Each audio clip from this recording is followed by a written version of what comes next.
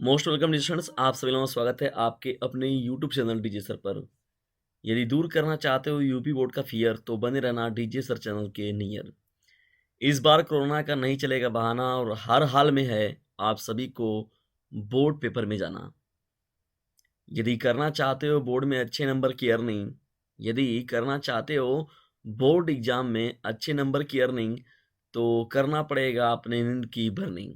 मतलब अपनी नींद को आपको त्यागना पड़ेगा और मिलकर करना होगा रेगुलर डीजे सर चैनल से लर्निंग।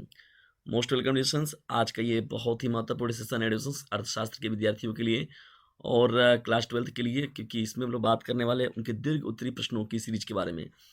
तो डिस्टेंस वीडियो को बिना स्किप किए हुए पूरा आप लोग को देखना है और याद रखिएगा यदि ज़्यादा नंबर पाने की है इच्छा तो डीजे सर चैनल से जरूर लीजिएगा शिक्षा। तो चलिए स्टार्ट करते हैं आज के इस महत्वपूर्ण सेशन को। अर्थशास्त्र के दीर्घ उत्तरी प्रश्नों की यह महत्वपूर्ण सीरीज है डिस्टेंस, और जितने भी प्रश्नों का डिस्कशन आप लोग के साथ किया जाएगा सब एक से बढ़कर एक प्रश्न हैं। देखिए प्रश्न हम लोग का क्या है, बहुत ही महत्वपूर्ण प्रश्न है। बजट क्या है? बजट क्या है? बजट की संरचना या संघटक पर प्रकाश डालिए। देखिए दोस्तों, बजट के बारे में बात करना है हम लोग को यहाँ की। बजट का मतलब क्या होता है और उसकी संरचना में कौन कौन सी चीज़ों को शामिल किया जाता है। संगठक के रूप में कौन कौन से महत्वपूर्ण तथ्य हैं जो कि अर्थशास्त्र में शामिल किए जाते हैं। तो चलिए स्टार्ट करते हैं हम लोग यहाँ बजट के बारे में।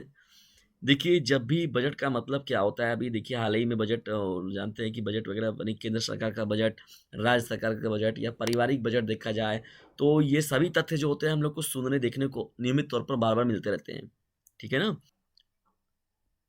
तो यदि डिसीजन हम लोग बजट के बारे में बात करें, देखिए आने वाले साल के लिए कमाई और खर्च की योजना बनाने की व्यवस्था जो होती है उससे हम लोग बोलते हैं बजट बोलते हैं। क्या बोलते हैं उससे हम लोग? डिसीजंस बजट बोलते हैं। देश के बजट में कई स्रोतों से आने वाले पैसे और तरह-तरह के मदों में होने वाले जो खर्च होते हैं, देखिए पैसे कहाँ-कहाँ से आएँगे, कौन-कौन सा स्रोत बनेगा जो अर्निंग का, और साथ ही साथ किन-किन मदों में यानी किन-किन रास्तों से पैसे जो होंगे वो खर्च होंगे, की विस्तृत योजना जो पेश की जाती है। और इसके साथ ही ये भी तय होता है कि अगले साल सरकारी टैक्स की दरें क्या रखी जाएँगी या किन व्यवस्थाओं में किनको राहत मिलेगा। जैसे कहा जाता है ना भैया कि इस बार जो आया हुआ है टैक्स, ये जो बजट पेश किया गया तो उसमें इन लोगों को राहत मिला है, उन्हें राहत नहीं मिला है। तो कहने का मतलब पूरी जो इनका लेखा-जोखा तैयार किया जाता है चिट्ठा, तो उसे ही हम लोग बोलते हैं बजट। देखिए बजट के बारे में हम लोग और महत्वपूर्ण बातों को समझें, तो देखिए भारत संविधान के अनुच्छेद देखिए 112 में क्या किया गया मुख्य रूप से भारत के, देखिए भारतीय संविधान के अनुच्छेद कितने में? 112 में। भारतीय संविधान के अनुच्छेद 112 में भारत के केंद्रीय बजट को वार्षिक वित्तीय विवरण के रूप में, वार्षिक वित्तीय विवरण के रूप में, किसके रूप में? वार्षिक वित्तीय विवरण के रूप में निर्दिष्ट किया गया, जो कि भारतीय गणराज्य का, यानी भारतीय गणराज्य का क्या एडिशंस का वार्षिक बजट होता है। क्या होता है? भारतीय गणराज्य का ये वार्षिक बजट है। इसे प्रत्येक वर्ष फरवरी के पहले कार्य दिवस को भारत के वित्त मंत्री द्वारा संसद में पेश किया जाता है। तो कहने का मतलब है क्या? देखिए पहले कार्य दिवस तो फरवरी में देखिए रेज़ोल्यूशंस को पेश किया जाता है और पहले कार्य दिवस को भारत के वित्त मंत्री द्वारा संसद में पेश किया जाता है। ठीक है ना? अभी हाल ही में देखिए पेश भी किया गया भारत की जो वित्त मंत्री है निर्मला सीतारमण जी के द्वारा। तो भारतीय संविधान के अनुच्छेद 112 में देखिए 112 में भारत के केंद्रीय बजट को वार्षिक वित्तीय विवरण के रूप में निर्दिष्ट किया गया, जो कि भारतीय गणराज्य का वार्षिक बजट होता है, जिसे प्रत्येक वर्ष फरवरी के पहले कार्य दिवस को भारत के वित्त मंत्री द्वारा संसद में पेश किया जाता है। तो डिस्टेंस ये भी देखिए अगर देखा जाए राष्ट्रीय स्तर पर या देश के स्तर पर देखा जाए, राष्ट्रीय स्तर पर देखा जाए तो इस तरीके से जो राष्ट्रीय बजट होता है।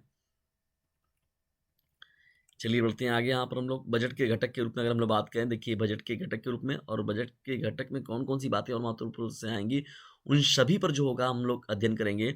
लेकिन यदि अगर आप लोगों से अति लघु में लघुत्तरी में पूछ दें कि बजट के घटक बताइए, तो देखिए बजट के घटक का मतलब क्या है? बजट के घटक के बारे में अगर हम लोग जानने का प्रयास करते हैं तो केंद्रीय बजट के मुख्यतः देखिए 3 प्रमुख घटक होते हैं। कौन-कौन से? 3 प्रमुख। व्यय की बात हो गई, प्राप्तियों की बात हो गई और साथ ही साथ घाटा का बात हो गया। कौन-सा 3 प्रमुख घटक है? व्यय, प्राप्तियाँ और घाटा। तो ये मुख्य रूप से 3 जो हैं प्रमुख घटक हैं। परिभाषा के अनुसार देखा जाए तो परिभाषा के आधार पर देखा जाए तो व्यय जो होता है वो प्राप्तियों और घाटे के कई वर्गीकरण और संकेतक हो सकते हैं। प्राप्तियों और घाटे के कई वर्गीकरण और संकेतक के रूप में भी इसको देखा जा सकता है। ठीक है? तो ये इस तरीके से भी वर्क करता है, इस बेस पर भी ये कार्य करता है। चलिए आगे बढ़ते हैं हम लोग यहाँ पर। सरकारी बजट में देखिए घटक तो ये हो गया प्राप्तियाँ। अब सरकारी बजट और उनके घटक में अगर देखा जाए तो बजट को भी देखिए कितने भागों में बाँटा गया है, 2 भागों में बाँटा गया है। कितने भागों में? अगर संगठक देखा जाए तो बजट को कितने भागों में बाँटा गया है? 2 भागों में। कौन-कौन से महत्वपूर्ण रूप से अगर देखा जाए, बजट प्राप्तियाँ हो गई, ठीक है? बजट प्राप्तियाँ होंगी जो राजस्व प्राप्तियों और पूंजीगत प्राप्तियों का गठन करती हैं। किसका करती हैं? जो बजट प्राप्तियाँ होती हैं वो किसका गठन करती है? राजस्व प्राप्तियों का, और उसके साथ ही साथ पूंजीगत प्राप्तियों का ये गठन करती हैं। कौन? जो बजट प्राप्तियाँ होती हैं। तो बजट प्राप्तियाँ जो होती हैं वो राजस्व प्राप्तियाँ और पूंजीगत प्राप्तियों का गठन करती हैं।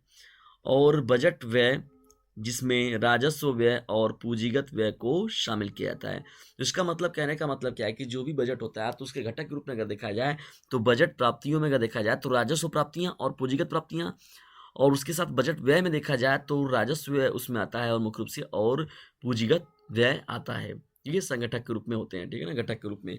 आइए इनको हम लोग देखते हैं थोड़ा सा विस्तृत तौर पर, क्योंकि हम लोग का ये प्रश्न नहीं है, दीर्घोत्तरी में हम पढ़ रहे हैं इस बात को, तो इन सभी के बारे में भी देखा जाए। देखिए ये प्रश्न में इम्पॉर्टेंट में दिख रहा है यहाँ पर स्क्रीन पर आप लोगों को, बजट प्राप्ति क्या होता है? बजट प्राप्ति, ये पहली हेडिंग हो जाएगी आप लोगों का इसमें का, ठीक है ना। बजट प्राप्ति, उन्होंने सरकार के वित्तीय वर्ष के दौरान सभी स्रोतों से धन प्राप्तियों का अनुमान लगाया है। बजट प्राप्तियों का वर्गीकरण जो होता है वो, यदि ज़्यादा नंबर पाने की इच्छा तो डीजे सर चैनल से जरूर लीजिएगा। शिक्षा डिवीजन से एक नंबर दिख रहा है आप लोगों को 950 690 250 नाम का, जाइए इस नंबर पर तुरंत व्हाट्सएप मैसेज कीजिए और मोस्ट इंपॉर्टेंट और प्रश्नों की सीरीज को और मोस्ट इंपॉर्टेंट जो व्यवस्थाएं उनको प्राप्त करने के लिए इस नंबर से आप लोग को व्हाट्सएप मैसेज करना होगा, और डीजे सर चैनल को आप ज्वाइन करके आसानी से और भरपूर लाभ उठा सकते हैं। तो जो ये नंबर दिख रहा है आप लोगों को, इस नंबर पर व्हाट्सएप मैसेज जरूर कीजिएगा, ठीक है। तो चलिए जब हम लोग बढ़ते हैं बजट प्राप्तियों में, तो देखिए पहला जो पॉइंट आएगा यहाँ पर राजस्व प्राप्तियाँ आएगा। क्या आएगा एडिशंस? पहला पॉइंट जो आएगा इसमें राजस्व प्राप्तियाँ आएगा। राजस्व प्राप्तियों के बारे में अगर हम लोग बात करें तो वे ऐसी प्राप्तियां हैं जो न तो कोई दायित्व सृजित करती हैं और न ही सरकारी संपत्तियों में कोई कमी लाती हैं। कहने का मतलब जो राजस्व प्राप्तियां होती हैं वो क्या होती हैं? ये ऐसी प्राप्तियां होती हैं जो न तो कोई दायित्व का सृजन करती हैं और उसके साथ ही साथ न ही सरकारी संपत्तियों में कोई कमी लाती हैं, ठीक है।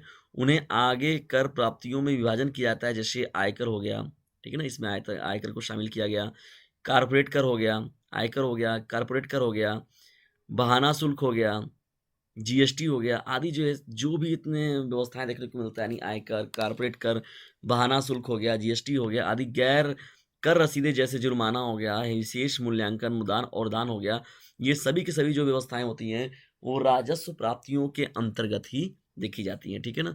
यानी इन सभी चीजों का जो अध्ययन हम लोग करते हैं वो राजस्व प्राप्तियों में करते हैं, ठीक है। मुख्य रूप से राजस्व प्राप्तियों में इन सभी चीजों को देखते हैं।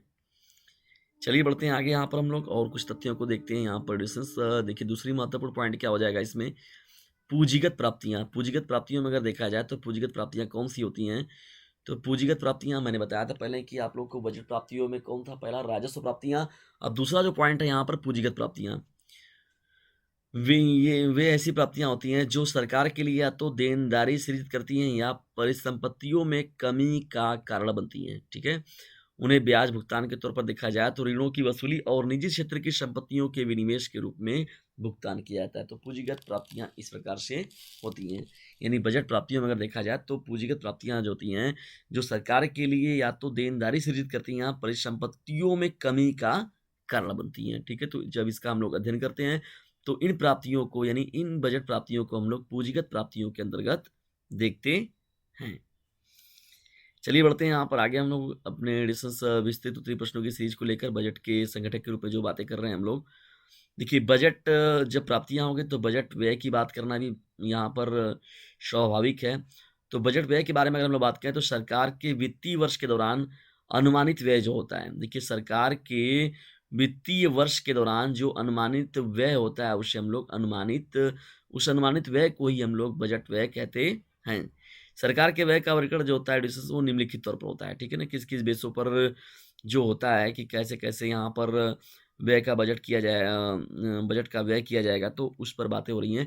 देखिए इसमें जो पहला पॉइंट आता है आप लोगों का, वो आता है राजस्व व्यय आता है। क्या आता है डिस्टेंस? राजस्व व्यय आता है। क्या आता है? राजस्व व्यय। तो राजस्व व्यय के बारे में हम लोग अगर बात करें तो वे व्यय हैं जो न तो कोई संपत्ति बनाते हैं और न ही सरकार के दायित्व में कोई कमी लाते हैं। राजस्व व्यय का मतलब हो गया, राजस्व एक ऐसा इस प्रकार का खर्च होता है जिसमें कोई संपन्न न तो कोई वो संपत्ति बनाते हैं और न ही सरकार के दायित्व में कोई कमी लाते हैं। उदाहरण के लिए अगर देखा जाए रिलेशंस, तो देखिए वेतन हो गया, पेंशन हो गया, आपदाओं के दौरान जो अनुदान होता है, ये सभी का सभी जो होता है वो राजस्व व्यय के अंतर्गत देखा जाता है। यानी राजस्व व्यय में क्या होता है कि जो पेंशन वगैरह मिलता है, जो किसी का सैलरी वगैरह मिलता है, सरकारी सैलरी की बात हो रही है, आपदाओं के दौरान जो अनुदान होता है, तो इन सभी को जो हम लोग अध्ययन करते हैं, उनको करते हैं राजस्व व्यय में, इन सभी का अध्ययन करते हैं। ठीक है?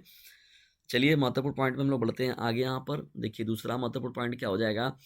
दूसरा महत्वपूर्ण पॉइंट है जो हो जाएगा डिस्टेंस में, देखिए पूंजीगत व्यय। ठीक है ना? तो पूंजीगत व्यय में अगर देखा जाए तो क्या है? पूंजीगत व्यय के अंतर्गत देखते हैं तो वे व्यय जो या तो एक संपत्ति है या सरकार के लिए देनदारियों में कमी का कारण बनते हैं। यानी ये या तो एक संपत्ति है या तो सरकार के लिए देनदारियों में कमी का कारण बनते हैं। तो इसको हम लोग कहते हैं पूंजीगत व्यय कहते हैं। क्या कहते हैं? पूंजीगत व्यय। तो इस प्रकार से देखिए यहाँ पर बजट और बजट के संगठक के बारे में बात किया गया आप लोगों के साथ। और जो ये दिख रहा है आप लोग को नंबर, जाइए तुरंत से फटाक से इस नंबर पर व्हाट्सएप में ज़रूर कीजिए और लाइक, शेयर और सब्सक्राइब करना बिल्कुल भी ना भूलें। और याद रखिएगा, यदि ज़्यादा नंबर पाने की इच्छा तो डीजे सर चैनल से ज़रूर लीजिएगा शिक्षा, इसे अपने क्लासमेट पर फैला दीजिए।